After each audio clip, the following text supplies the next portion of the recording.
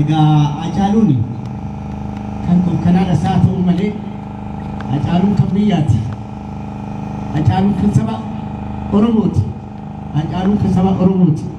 Hacaaluun immoo ilaa yaa qeerroo yaa qarree nama namanina nama jaadhaa malee nama namanina nama jaadhaa malee nama namanina nama jaadhaa malee maaliif kan jedhe Hacaaluu namanni amanu namanni jaalatuut geessee balleessisee diina Hacaaluu nuti beekneerra dhageenyeerra har'a waan goonu qabnu humna qabnu harka mootummaa jala galaniiru otoo naannoo kanatti jiraatanii annaqa nama waggaa 75ti cuubeen maanuma baqaqsee harka koo mootummaatti foolsitti kenna kun hin ta'u egaa dawoo argataniiru isaan dawoo jala jiru yaa qarree yaa qeerroo nama namanina nama jaalladha nama jaalachuu seeru nama amanuu nama balleessa nama namanina yoo nama namanina egaa Hacaaluu waan lubbuu isaa maaru Hacaaluun lubbuudha jira akkatti jiru umurii isaa xinnoo sana keessatti waan baay'ee hojjeteera.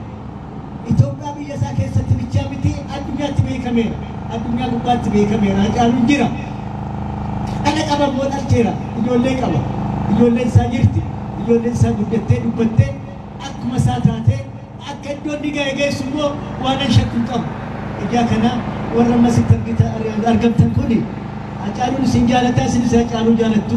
Kanaaf asitti argamtanii egaa waan jireenya isin haa kennu rabbi jireenya as kennu warra siidaa kanas immoo hojjetee siidaa kana asin ga'e waan nagaa kennuufi biyyi keenya nagaa taatu Oromiyaan nagaa taatu yaalmaan Oromoo nama jaaladhaa malee ammas deebi'een dubbadhaa nama namanina nama amanattu nama balleessa nama jaaladhaa jaalachuu giddiidha amanuu qofa nama namanina kanuman jedhaa egaa fayyaa naa ta'a.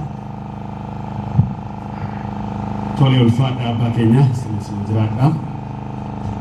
Taansuudhaan pirezidaantiin yuunivarsiitii Amboo Dr. Taaddasaa Kanaa warreen milkaa'ina siidaa kanaatiif qooda gumaachisaniif akkasumas